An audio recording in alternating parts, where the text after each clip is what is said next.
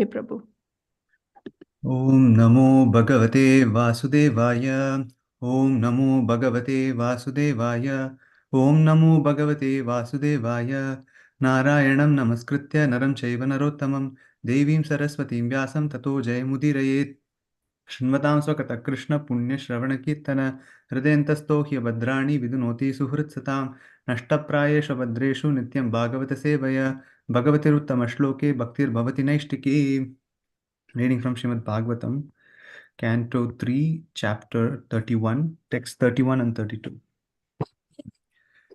Tadartam kurute karma yadbaddo yati samshritam yonu yati dadat klesham avidya karma bandhanaha.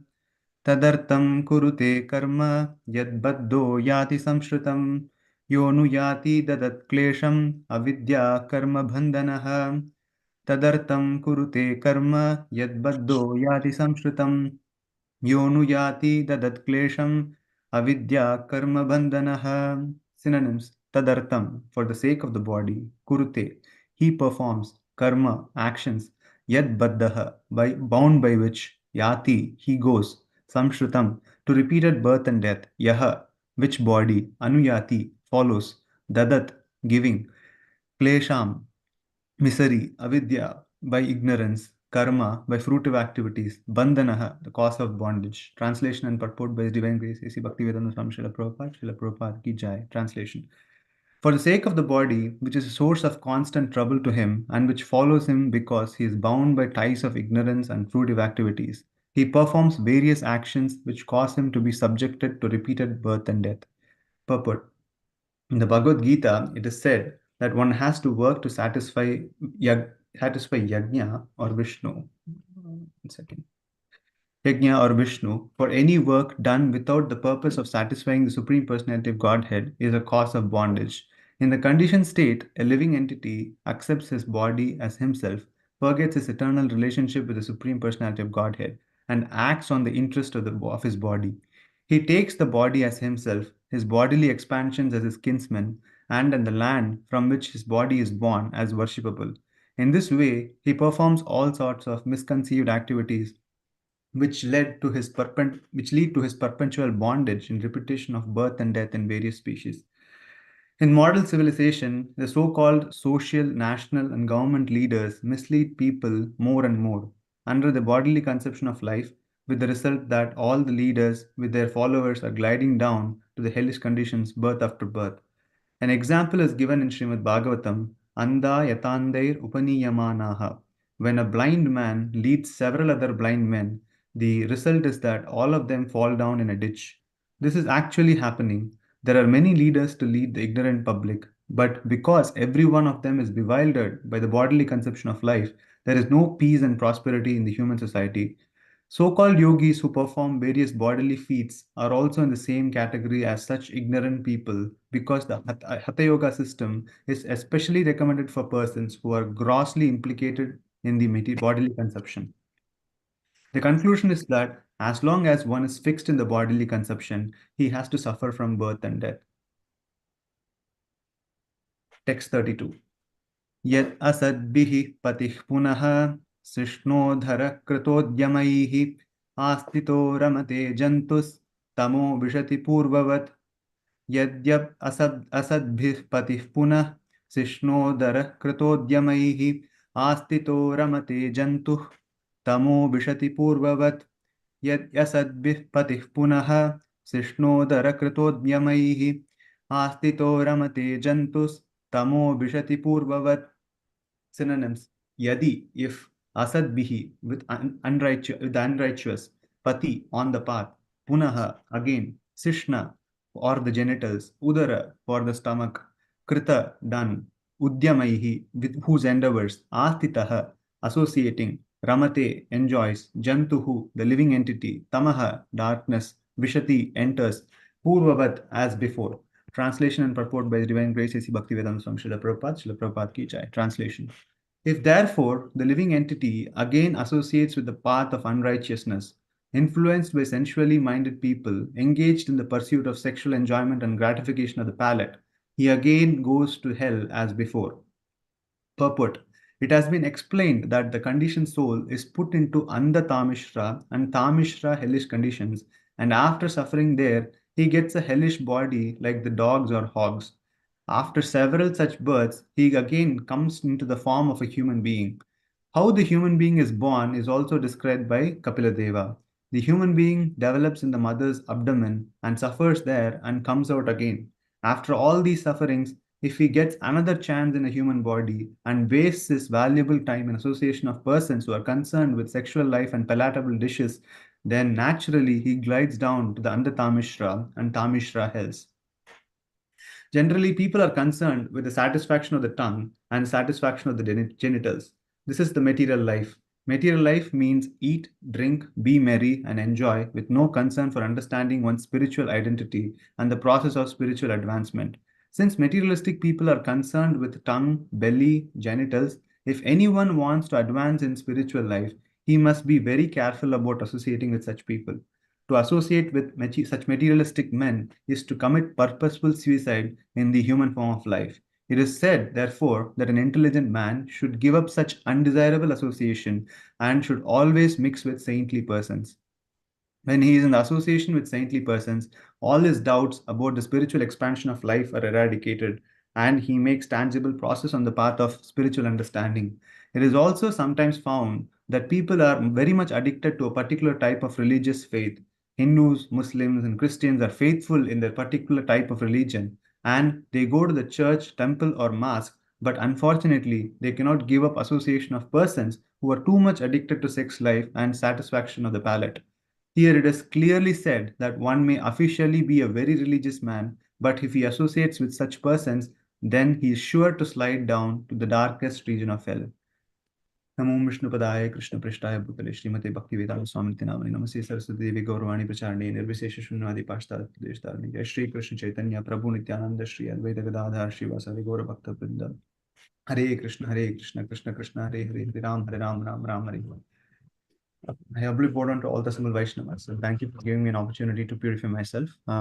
So I would like to summarize these two verses today. So these two verses, as we discussed, it comes in the third canto, 31st chapter, text 31 and 32. So in this chapter, Lord Kapiladev is describing the how the living entity gets into the womb of the mother and how it is again put back into this samsara.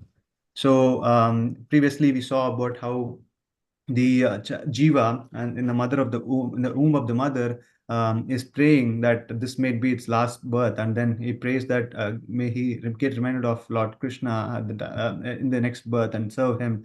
But again, he's been caught up in this cycle once again, and this perpetual rebirth and rebirth and death cycle named as samsara has been explained here.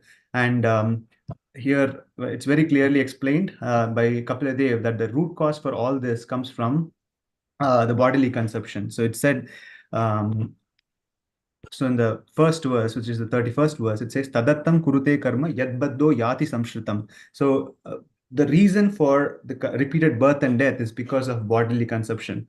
And because of this, he's put into, the living entity gets into ignorance and fruitive activities, and he performs various activities, which again puts him into perpetual cycle of repeated birth and death. So in the Bhagavad Gita, it is said that any work which is done besides to satisfy the Supreme Personality of Godhead is binding.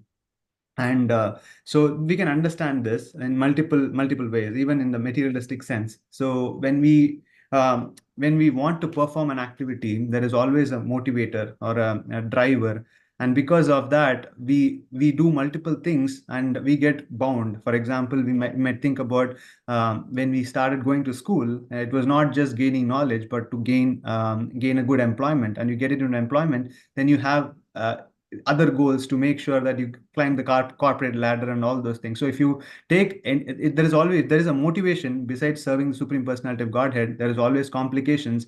And when there is complications, there is a possibility of being bound. And we see this in multiple examples in the Srimad Bhagavatam. And one thing which came to my mind is how Ajamila was because of his association, like he was so attached to his last child, and his name was Narayana. And at the time of death, all he could remember was just his son's name. And even though he remembered his son, but since he called out the name Narayana, the Vishnu Dutas came, and then he got into a state where he could be saved from the Yamadutas, and then he got a chance to improve his life and go back home, back to Godhead. So what this says is like whatever we do in a day-to-day basis is what is going to be in our subtle consciousness, and that is going to influence whether we take rebirth or not. So this is very poignant message from Srimad Bhagavatam, and Srila Prabhupada explains that the body is a source of repeated birth and death. And this has been explained in Srimad Bhagavatam in multiple other places. And one verse which came to me while I was reading this was Yasyatma Buddhis Kunapetru Dhatuke Swadik Kalatradishu Bhaumi Ijjadihi Yat Sastra Tirtha Kalile Buddhis Karihichita Janeshu Abhigneshu Sa Eva Gokaraha. It's mentioned Yasyatma Buddhir Kunapetu Tridhatuke. This body is made up of three items, which is Vata, Kapha, and Pitta, according to Ayurveda.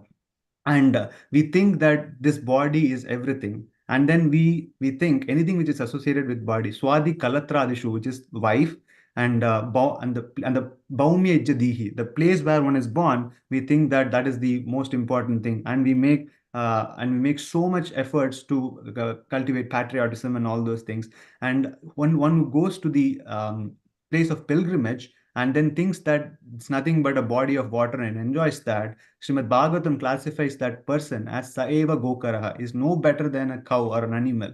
So that is the level which Bhagavatam is saying. So the reason if one identifies with the body, then he is almost as considered to be an animal. So the one which distinguishes a human being from an animal is this quality of curiosity and understanding what is the Supreme Personality of Godhead, and understanding what a relationship with the Supreme Personality of Godhead. So the more we identify with the body, so what happens is we develop a lot of designations, and these designations are what is called upadi.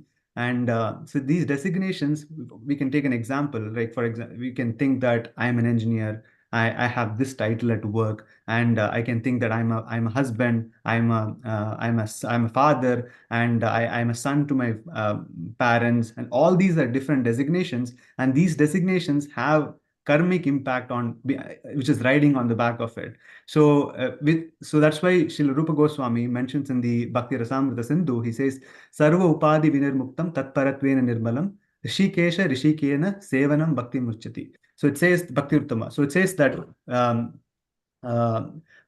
if one serves the Supreme Personality of Godhead with by not satisfying his senses, but satisfying the senses of the Supreme Personality of Godhead, then it is mentioned that that is the highest form of bhakti. And in that process, one has to lose all the designations which one has got. So that's the ultimate path of bhakti, and that's how one eventually reaches the Supreme Personality of Godhead. So this mood has been very beautifully explained by multiple Vaishnavas in their commentaries. And one verse which stuck me was a song by Bhaktivinoda Thakur, and this comes from Bhaktivinoda Thakur's Gopinath series. And so the Gopinath is a series of songs where Bhaktivinoda Thakur repents. He takes the mood of a person who is a sinner, and he repents, saying that I've wasted my life so badly, and he prays to the Supreme Personality of Godhead, his worshipable deity Gopinath, so to come and protect him. So I'll just read a couple of verses from this, and it's very beautiful. So we can read at our leisure as well. So it's called Gopinath Amara Upaya Nai. Gopinath, Gopinath, Amara Upaya Nai. Amara Upaya Nahi, Tumi Kripa Kori, Amare Loile, Tumi Kripa Kori, Amara Loile, Samsare Udhara Pai, Samsare Udhara Pai. So it says, I have no means of success, but if you take me, having bestowed your mercy upon me, then I'll obtain deliverance from this world. And he says, गलय लगचे Pasha गलय लगचे Pasha कृपा सिदोरी बंधनाचे दिया कृपा सिदोरी बंधनाचे दिया विनोदे को राहे दासा विनोदे को रोहे दासा. The noose of materialism has become so fixed around my neck. Take up the sword of your mercy, and cutting this bondage makes this Bhaktivinoda your humble servant. So that's how Srila Bhaktivinoda Thakur is praying that this samsara, which is the bodily identification and this material life, is very binding. And Srila Bhaktivinoda Thakur is praying to Gopinath to come and cut this bondage of samsara with the sword of mercy by Gopinath. So that's a beautiful Vaishnava bhajan, and I really like it. So that I thought I'll share this. And one other verse which came to my mind when I was reading this purport was this verse from Mukundamala Stotra. And Srila Kulashekar Alvar says, Shatrus Chedeka Mantram, Sakalam Upanishad Vakya Sampudya Mantram, Samsara Uchcheda Mantram, Tamasa Sangha Niryana Mantram. So it said that there is one mantra and which the tongue should say, the Jikhve Shri Krishna Mantram, Japa Japa Satatam, Janma Safalya Mantram, which gives Janma Safalya, which is the one which will make your life fruitful. And what is that mantra? Is Jikhve Sri Krishna mantra, which is the Hare Krishna Maha mantra. So if we chant the Hare Krishna Maha mantra, what it does is Shatrus Chedeka mantra. It removes all the six enemies, the Shadripus, and then Sakalam Upanishad Vakya Sampurja mantra. This mantra is the one which is glorified by all the Upanishads. And Samsara Uchcheda mantra, that mantra which can relieve us from this bondage of samsara is the mantra of Sri Krishna. And Tamasa Sangha Niryana mantra. So we are put into this darkness and ignorance, which Srila Prabhupada talks about in this verse. And the only way to get out of this ignorance is by chanting the Supreme Personality of Godhead's name. And Sarvaishwarya Aikya Mantram, Vyasana Bhujaga Sandashta Santrana Mantram. It said that this mantra gives all auspiciousness.